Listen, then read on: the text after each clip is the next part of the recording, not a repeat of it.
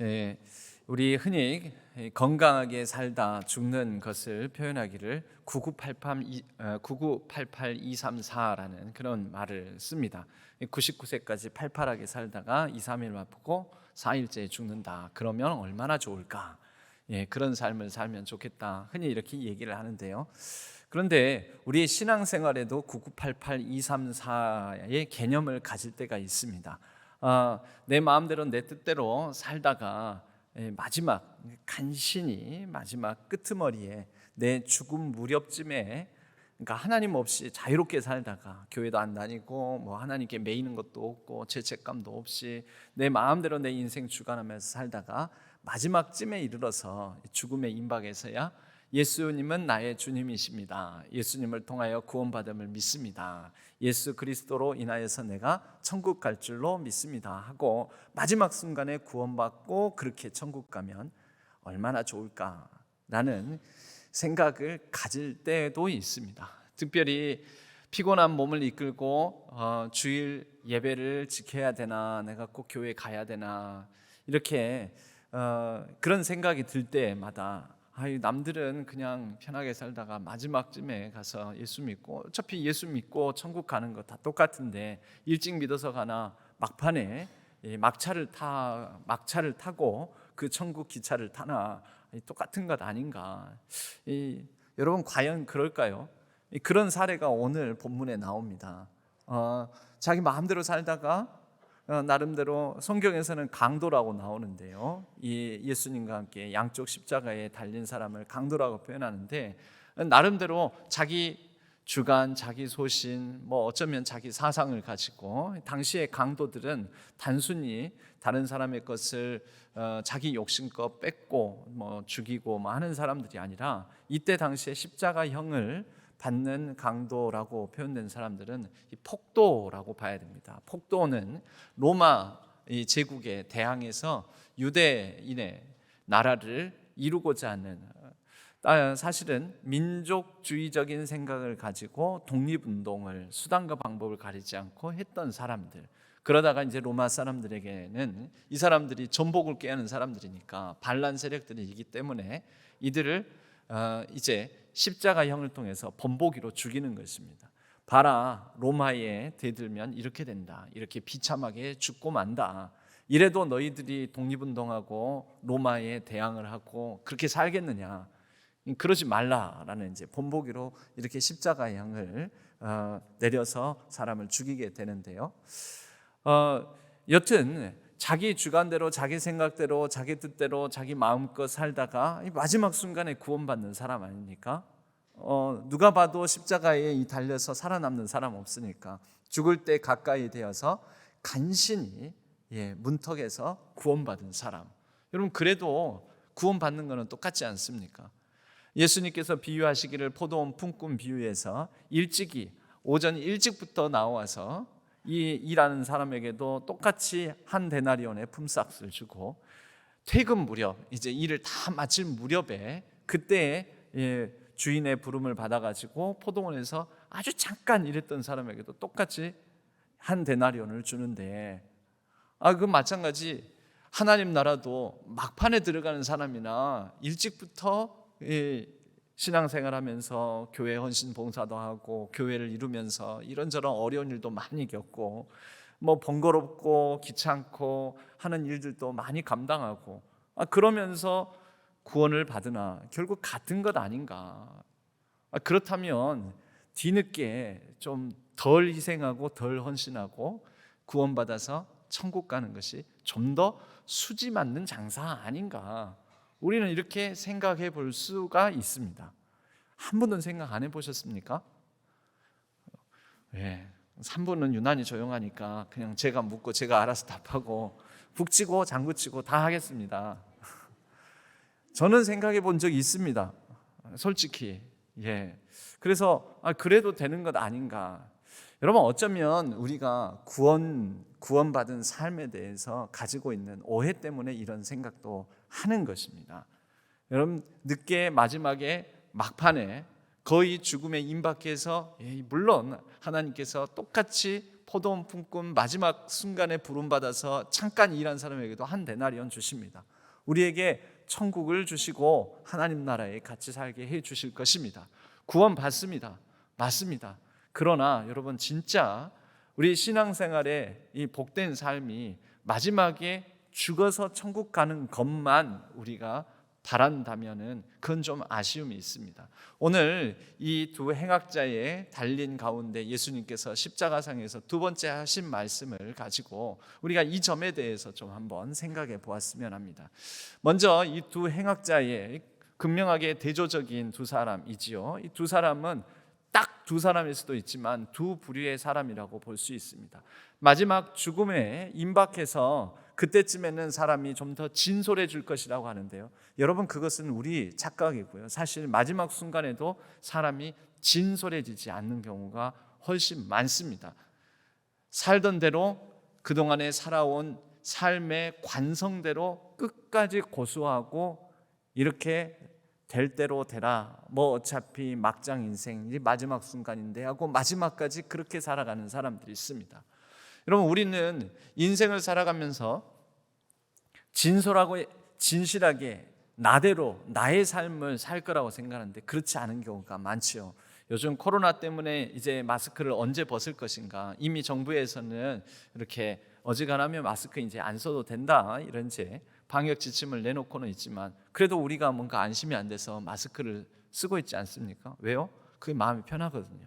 그리고 이렇게 쓰면서 몇 년 쓰면서 지내 보니까 또 생각보다 감기도 덜 걸리는 것 같고, 뭐 여러 가지 면에서 또 마스크를 쓰는 게 이 사람과 사람 사이에 만나는 경우에도 마스크를 쓰고 있으면 내 이 입술 모양이라든지 이런 표정이 드러나지 않아서 가끔 편할 때도 있지 않습니까? 그래서 이제 마스크가 우리에게 익숙해진 것이죠. 그래서 마스크 잘 요즘 우리 국민들 벗어라 해도 이제는 잘 안 벗는 이런 모습들을 보게 되는데요. 여러분, 진짜 중요한 것은 이 방역 마스크가 아니라 우리 인생을 살아가면서 우리가 마스크를 쓰고 산다라는 것이죠. 그 마스크를 두 가지 이 방식의 마스크를 쓰는데요, 하나는 위선이라는 마스크를 쓰고 다른 하나는 위악이라는 마스크를 씁니다. 보통 우리가 위선은 잘 압니다. 위선, 착한 척, 선한 척, 좋은 사람인 척 하는 그런 위선의 마스크, 좋게 자기를 포장하는 것이죠. 그럼 위악은 뭘까요? 이 사전적으로는 짐짓, 나쁜 체함, 짐짓, 악한 체함이라고 되어 있습니다. 여러분, 짐짓, 악한 체 하는 것도 있습니까? 생각보다 많습니다.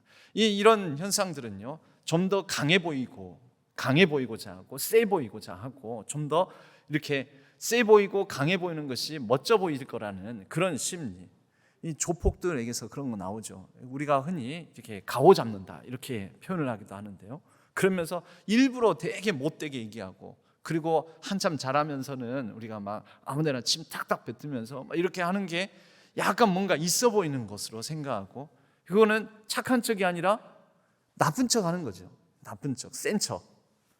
여러분, 오늘 십자가에 달린 이 두 사람이 어쩌면 위선보다는 위악, 내가 우리 유대 민중들을 대신해서 로마에 앞장서서 내가 이 악역을 감당하리라, 그러한 위악자로서 살아왔을 가능성이 매우 높습니다. 위악, 결국 그 위악이 행악이 되었고 악을 행함이 되었고, 그것이 결국 그들이 원래 가지고 있는 자기 자신의 모습, 자기 자신의 생각, 그것에 따르지 아니하고 어쩌면 이 모든 유대인들의 군중의 열망, 군중의 바램, 군중 심리, 그런 가운데서 그 자신도 휩쓸려서 그들을 대신해서 악을 행하는 행악자, 위악자로 살았을 그런 사람들이었다라는 것이죠. 여러분, 우리도 알고 보면 진솔한 자기 자신을 어떤 특별한 순간에 1대1로 자기 자신의 온전한 모습을 바로 이렇게 십자가 앞이라든지 이렇게 세우지 않고서 자신을 겸허하게 돌아보지 않는다면 이렇게 여러 사람들의 바램, 열망, 군중 또는 대중, 유행, 트렌드, 이런 경향 속에 휩쓸려서 우리가 나 자신도 살지 못하는 경우들이 너무 많습니다. 그러면서 짐짓, 나도 있는 척, 나도 뭔가 되는 척, 뭔가 강한 척, 뭔가 센 척, 그리고 때로는 내가 아니면 누가 이런 쓴소리도 하고, 누가 내가 이런 센 얘기도 하고, 내가 이런 악한 역할을 감당하겠어 하면서 사실은 자기 안에 진실하고 진솔한 자기는 그러고 싶지 않은데 어떤 분위기상, 어떤 흐름상, 무리진 대중 안에, 여러 사람들 앞 안에 있으면서 휩쓸려서 자기가 그런 역할을 짐짓하는 경우가 많다라는 것이죠. 여러분, 이것도 마스크입니다. 방역 지침상 우리가 쓴 마스크뿐만 아니라 이런 위선 또는 위악의 마스크도 우리가 내가 언제 어떻게 잘 벗을 것인가. 여러분, 이 마스크를 벗는 과정들을 우리는 이 두 행악자에게서 볼 수 있는데, 한 사람은 끝까지 이 마스크를 벗지 않습니다. 가면을 벗지 않습니다. 그러면서 한 행악자는 이렇게 얘기를 하지요. 네가 그리스도냐? 네가 그리스도라면 너와 나, 우리를 다 구원해봐라. 구원해봐라. 여러분, 예전에 신세계라는 영화입니까? 조폭 관련한 이런 영화인데, 그 영화에서 이 한 배우가 그렇게 하는 거죠.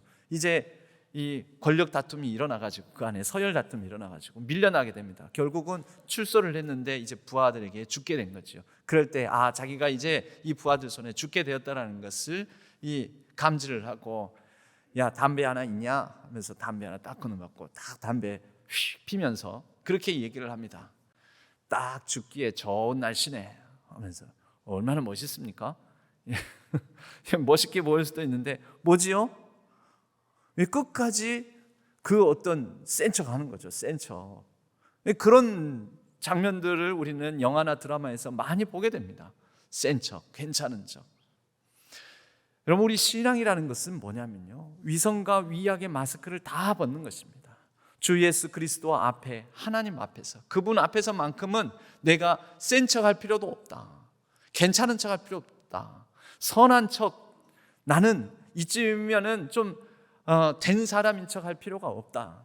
이런 그 모든 마스크를 벗는 것입니다. 여러분, 이것이 회심의 출발입니다. 이것이 회심이 됩니다. 한 행악자는 끝까지 내가 지금까지 얼마나 내가 가진 힘으로 이 유대의 무력 독립 투쟁을 위해서 힘쓴 사람이고, 그러면서 내가 어느 누구한테도 겁을 내지 않고 얼마나 내가 용기를 가지고 얼마나 담대하게 행했던 사람인데, 내가 그렇게 이스라엘의 구원, 유대의 구원을 위해서, 독립을 위해서 힘썼던 사람인데, 여러분, 이것을 끝까지 가지고 이것이 넘어서서 악이 된 것도 모르고 자기 자신의 모습을 발견 못하는 것이죠. 죽음 앞에 선 단독자로서의 자기 자신을 발견 못하고 끝까지 붙듭니다. 네가 그리스도냐? 너와 우리를 구원해봐라. 그러면서 끝까지 센 척합니다. 근데 또 다른 한 행악자는 그 사람을 꾸짖어서 40절에 이렇게 얘기를 합니다. 네가 동일한 정죄를 받고서도 하나님을 두려워하지 아니하느냐? 우리는 우리가 행한 일에 상당한 보응을 받는 것이니 이에 당연하거니와 이 사람이 행한 것은 옳지 않은 것이 없느니라. 여러분, 이 사람은 이제 죽음을 목전에 두고서 몇 가지를 더듬어 보게 되는데, 자신의 죄를 먼저 살펴보게 됩니다. 자신이 옳은 것이라고 여겼던 그 방향대로 그 생각을 가지고 세상에 어떤 것들을 뺏고 또 폭력으로, 무력으로, 그 힘으로 뭔가를 성취하고 달성하고자 해왔던 자기 중심적인 생각들을 했던 자기를 발견하고, 그 옆에 계신 예수님께서 이미 하신 첫 번째의 말씀, 아버지, 저들을 용서하여 주옵소서, 사하여 주옵소서, 저들이 하는 것을 알지 못하니이다. 그럴 때 그 예수님을 통하여서 우리는 들끓는 분노, 아직 해결하지 못한, 내가 미처 과업을 달성하지 못한 것으로 인해서 움켜진 손을 펼 줄 모르는데, 이 옆에 있는 이 분은, 이 사람은 누구인가?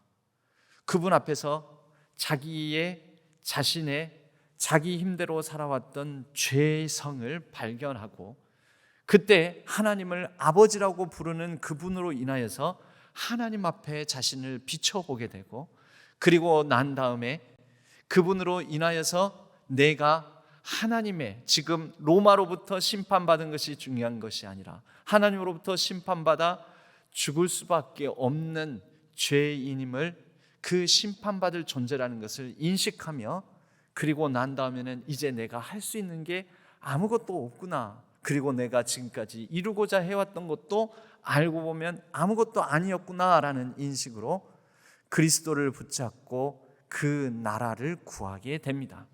여러분, 따지고 보면 네 가지 과정으로 볼 수가 있는데요. 죄, 그리고 하나님, 그분 앞에 선 심판, 그리고 마지막에 이 심판대 가운데에서 할 수 있는 일이 내 힘으로는 없다라는 인식 가운데 은혜를 구하며 그리스도와 낙원을 붙잡았다라는 것이죠. 내가 나의 힘으로 폭력과 무력을 통해서라도 나의 나라, 우리의 나라를 이루고자 하는 것에서 당신의 나라에 이르거든 나를 기억하옵소서라고 그의 나라와 그의 의를 향한 마음을 품게 되었다라는 것입니다. 여러분, 이것이 구원이죠. 예수님께서 선포하십니다. 내가 진실로 내게 이르노니 오늘 네가 나와 함께 낙원에 있으리라. 그는 진실로 예수 그리스도와 함께 그분의 나라, 그의 나라 가운데 거하게 되었습니다. 성경에 보면 참으로 역설적인 그런 부분들을 많이 보게 되는데요. 예수님께서 이 십자가에 달리시기 전까지 오병이어의 기적을 뿐만 아니라 오병이어의 기적뿐만 아니라 얼마나 많은 치유와 이적을 베푸시지 않았습니까? 그때 많은 군중들이 그 혜택을 받았고, 그 사람들이 예수 그리스도에 대하여서 여러 고백들을 하게 됩니다. 왕 삼고자 하기도 하고요. 그런데 예수님께서 그렇게 예수님에 대해서 치유의 기적과 오병이어의 이적 가운데에서 사람들이 예수님을 알아보고 왕으로 추대하고 높이고자 할 때는 예수님께서 도망가시거나, 그래서 그들을 떠나 멀찍이 산으로 홀로 가시거나, 아니면 예수님이 치유 이적을 베푸시고 난 다음에는 내가 이러한 일을 했다는 것을 말하지 말라. 메시아다, 메시아다 사람들이 얘기할 때 아니 메시아라는 것을 말하는 것을 금하시고 막 이러십니다. 그런데 이 예수님에 대해서 좀 더 온전한 고백이라고 복음서에서 보면 예수님에 대해서 진실한 고백을 하는 것으로 인정하고 복음서에 참으로 특별한 기록들이 있는데요. 그것은 뭐냐면 마가복음의 경우에는 예수님께서 십자가에 달려 죽으실 때 로마 백부장이 예수님을 향하여 서서 있다가 예수님께서 십자가에서 그렇게 무참히 무력하게 숨을 거두신 것을 쭉 지켜보고 나서 진실로 이 사람은 하나님의 아들이었도다 라고 고백하는 복음서의 기록이 나옵니다. 마가복음의 특징상 마가복음은 제자들과 예수님을 온전히 알아보지 못하는 어리석은 모습들을 굉장히 부각시키고 강조해서 드러내는 복음서가 마가복음인데, 마가복음에서 제일 말미에 십자가에 달려 죽으신 예수님을 그렇게 무력하게 죽으셨는데 그 장면에 십자가를 향하여 섰던 그것도 이방인 백부장이 십자가 아래에서 예수님을 향한 가장 진실한 고백과 예수님에 대한 인정을 한다라는 것. 여러분, 이게 마가복음의 역설이고, 또 복음서에서 오늘 우리가 읽은 누가복음서에서는 행악자 중에 이 한 명이 십자가에서 본인도 비참한 지경일 뿐만 아니라 예수님도 가장 비참한 가운데서 기진맥진해서 이 졸도하기를 몇 번을 하고 의식을 잃었다가 다시 찾았다가 하면서 완전히 발가벗겨져서 피범벅이 되어서 고통 가운데 몸부림치는 가운데 있는 이 예수님을 보고 행악자가 진실한 고백을 한다라는 것이죠. 성경이 이것을 왜 담고 있을까요? 왜 복음서가 예수님께서 좀 위대한 일을 행하실 때, 능력 있는 치유와 또 오병이어의 기적을 이루셨을 때 그때는 오히려 금하시고, 그때 예수님을 왕으로 삼고자 하는 것에 대해서는 부정적으로 묘사하는데, 오히려 예수님께서 가장 극한 고난 그리고 죽음 가운데 있을 때 이 가운데 이 행악자 그리고 로마 백부장의 이 고백을 왜 이렇게 의미 있게 복음서들은 기록하고 있느냐라는 것이지요. 여러분, 우리가 우리 주 예수 그리스도를 만나는 것이 우리도 마찬가지로 그렇습니다. 인생의 여러 십자가를 지고 견디다 못해 쓰러질 때 마치 이 행악자처럼 십자가의 고통 가운데 몸부림치시면서 고난 가운데 죽어가시는 예수 그리스도를 바라보면서 우리도 우리의 인생의 고통 중에 그 예수님을 더욱 온전히 만날 수 있다라는 것을 복음서는 이 행악자와 백부장을 통해서 가르쳐주고 있는 것 아닐까요? 여러분, 우리는 형통할 때 예수님의 본 모습을, 예수님이 그리스도시다, 예수님이 나의 구원자 되신다, 예수님께서 하나님의 사랑을 이렇게 보여주신다, 예수님께서 나의 고통을 공감하신다라는 것을 우리가 형통할 때는 모릅니다. 그때는 예수님에 대해서도 영광의 주님, 뭔가 놀라운 일을 행하시는 주님, 나를 형통케 하시고 나의 기도에 응답하시는 주님, 이렇게만 생각하지 예수님의 본질 복음서를 통해서 드러내고자 하는 메시아에 대한 온전한 하나님의 아들의 모습을 발견 못할 수 있습니다. 성경은 우리에게 가장 인생의 환난, 고통, 어려움, 슬픔, 좌절, 낙심, 실패 가운데 있을 때 그 십자가 아래에서 동일하게 나와 함께 내 곁에서 십자가상에서 몸부림치고 계시는 죽음 가운데 사투하고 계시는 예수 그리스도를 만나게 하심으로 우리로 예수 그리스도를 온전하게 고백할 수 있는 신앙을 갖게 만든다라는 것이죠. 여러분, 언제 예수님을 진정으로 제대로 대면할 수 있을까요? 이 말씀 전에 우리가 찬양을 불렀지만 괴로울 때 주님의 얼굴 보라. 여러분, 괴로울 때, 우리의 인생에 가장 극한 괴로움이 있을 때, 그때 바로 그 자리에서, 인생의 모든 실패의 자리에서, 십자가 아래에서, 십자가 가운데 계시는, 나와 함께 내 곁에 계시는 예수님을 만날 수 있습니다. 저와 여러분, 어떤 힘겨운 인생의 시름 가운데, 고통 가운데, 환난 가운데 있는 우리 모든 어떤 성도님들, 여러분, 그 가운데 우리 주 예수 그리스도를 진솔한 나의 온전한 모습으로, 여러 실패와 좌절 가진 그 연약한 모습으로 우리 주님을 만나고 대면할 수 있기를 주님의 이름으로 간절히 축복합니다. 여러분, 그런 가운데 우리는 어떤 뭉쳐져 있었던 마음, 덩어리진 마음, 군중과 대중 그 가운데 그 휩쓸렸던 나를 이제 독립적으로 1대1에 깨어진 심령, 부서진 마음을 가지고 하나님의 아들 예수 그리스도 앞에 서게 됩니다. 여러분, 이 행악자가 군중 심리에 매여 있을 때에는 예수 그리스도를 발견 못하는데 그 군중에서부터 한 개인으로 나로 돌아오게 될 때 두 행악자 중 그 나로 돌아온 한 사람은 예수 그리스도 앞에 온전히 서게 되지요. 그리고 그 다른 한 사람은 응어리진 마음, 덩어리진 마음 가지고 예수님을 온전히 만나지 못하게 되지만 또 다른 행악자는 깨어진 심령, 부서진 마음을 가지고 예수님을 만나게 됩니다. 우리가 드리는 제사 가운데 소제가 고운 가루로 부서진 제사 아닙니까? 고운 가루로 빠지고 부서진 완전히 박살된 마음, 고운 가루로 드리는 소제라는 제사가 우리에게 가르쳐주는 것은 그렇게 하나님 앞에 우리가 상한 심령, 깨어진 심령으로 나아갈 때 그때 우리가 예수 그리스도와 온전한 대면을 할 수 있다라는 것이죠. 우리 안에 덩어리진 마음, 응어리진 마음 또는 무리진 마음, 무리 속에, 군중 속에 하나로서 휩쓸려 있는 우리의 어떤 심령이 있다면 하나님 앞에 단독자로 깨어지고 부서진 심령을 가지고 상한 심령의 제사를 드리며 온전히 하나님과 대면할 수 있는 우리 성도님들 되시기를 바랍니다.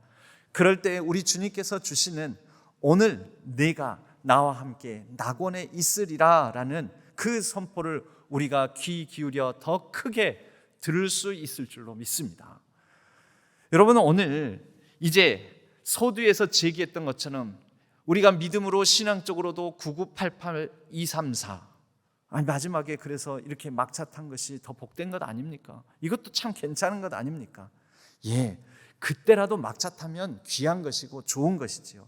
그런데요, 조금만 더 우리가 생각해 보면 이 구원의 선포를 받은 오늘 네가 나와 함께 낙원에 있으리라 라는 선포를 받은 이 행악자는 매우 아쉬웠을 것입니다. 우리가 받은 회심으로 말미암아 이 구원의 삶을 살아가는 것에 대해서 존 스토트 목사님은 두 가지 회심을 얘기를 하는데요. 하나는 인격적 회심, 그러니까 이건 개인적 차원에서 일어나는 회심입니다. 인격적 회심에서 고백하게 되는 것은 예수님은 나의 구원자 되신다, 즉 구원을 받는 것입니다. 예수 그리스도로 말미암아 구원함을 받아 뭐 하는 걸까요? 죽으면 그분과 함께 영원의 삶을 살아간다, 천국에 간다. 그런데 이러한 회심만 있는 것이 아니라 문화적 회심, 이 존 스토트 목사님 문화적 회심이라고 표현합니다. 문화적 회심이 있다라는 거죠. 구원받아 인격적으로 예수 그리스도를 만나 고백하기를 주는 예수님은 나의 구원자 되신다.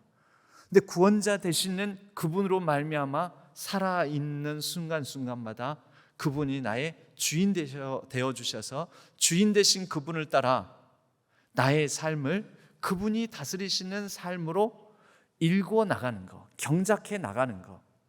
문화적 회심의 이 문화가 영어로 컬처라고 합니다. 이런 컬처, 문화가 결국 뭐냐면요, 우리가 어떤 생각, 어떤 마음을 가지고 하나하나 선택하고 읽어가고 만들어 나가는 것들, 그 일련의 모든 총체적인 것이 문화지요, 컬처죠. 그 컬처의 어원은 cultivate라는 영어 단어를 사용합니다. 경작하다, 일구다 라는 이 영어 동사에서 컬처라는 말이 나왔습니다. 여러분, 이 행악자는 구원받아 지금 낙원에 이르는 그것만이 아니라 아쉬움을 한 가지 가졌을 텐데, 내가 좀 더 일찍 예수 그리스도를 만나 구원을 받았다면, 좀 더 예수 그리스도를 알아 그분을 주로 삼고 살았다면, 내 의와 내 힘 의지하면서 내 생각대로 내 마음대로 그렇게 이루어 왔던 나의 삶이 아니라, 경작해 왔던 읽어왔던 삶이 아니라 좀 더 나은 하나님 나라 그분을 주인으로 삼아서 복된 나의 인생을 일구고 경작하며 살 수 있지 않았을까? 그런데 이제 나에겐 내일이 없구나. 내일이 없구나. 내 인생을 새롭게 읽어갈 수 있는 기회가 없구나. 여러분, 우리 그리스도인에게 있어서 신앙생활, 예수 그리스도를 구주로 영접하여 믿음으로 구원받은 모든 그리스도인들에게 있어서 구원받아 천국 가는 것만이 우리의 목적이 아닙니다. 앞서 구원받은 자로서 예수 그리스도를 주로 모시고 살아가면서 나의 삶의 여러 영역들을 예수 그리스도께서 주 되시는 영역이 될 수 있도록, 그분의 의가 이루어질 수 있도록 경작하며 지키고 가꾸고 일구며 살아가는 것. 여러분, 이러한 문화적 회심의 사명이 우리에게 있는 것이죠. 내게 주어진 가정, 내게 주신 일상의 영역, 직장, 이 사회, 또 열방, 민족을 향하여서 우리는 이런 문화적 명령, 문화적 회심, 구원받은 자로서의 사명이 있는 것입니다. 그럴 때 우리의 인생을 좀 더 의미 있고 가치 있게 우리에게 주신 구원받은 자로서의 오늘을, 또 내일이 오늘이 될 것이고 모레가 오늘이 될 것이고 1년 뒤가 또 오늘로 다가오게 될 때, 그렇게 주어진 매일매일의 오늘을 우리는 일구어서 더욱더 복된 삶을 살아갈 수 있을 것입니다. 이 행악자도 복됩니다. 인생의 마지막 순간, 최종적인 오늘, 지금, 여기, 이것을 놓치지 않고 붙잡은 복된 사람입니다. 그러나 이 복된 사람이 느끼는 아쉬움은 내가 이걸 어제, 내가 이걸 1년 전에, 내가 이걸 10년 전에 이 구원함을 받았더라면, 내가 그 10년 동안, 1년 동안, 아니면 내게 단 하루라도 더 주어졌더라면 일구고 경작하고 이루어낼 수 있는 하나님의 문화적 사명이 나에게, 그 문화적 사명을 이루어갈 기회가, 시간이, 그래서 복된 의미와 가치가 있지 않았을까? 나에게는 더 이상 내일이 없구나. 여러분, 어제 죽어갔던 사람이, 어제 운명을 달리했던 사람이 그렇게나 살고 싶어 했던 바로 내일이 우리에게 주어진 오늘입니다. 그리고 그 오늘을 특별한 일이 없다면 우리는 내일 또한 오늘을 살아갈 것입니다. 그렇게 주어진 귀한 오늘, 날마다 매일 또 새롭게 주어질 오늘을 주 예수 그리스도와 함께 구원받은 자로서 복되고 의미 있게, 가치 있게 일궈내고 함께 더불어 하나님의 나라를 소망하고 가꾸어 나가는, 우리 삶에 그 하나님의 나라를 심어 나가는 저와 여러분, 우리 신안의 모든 성도님들 되시기를 주님의 이름으로 간절히 축복합니다.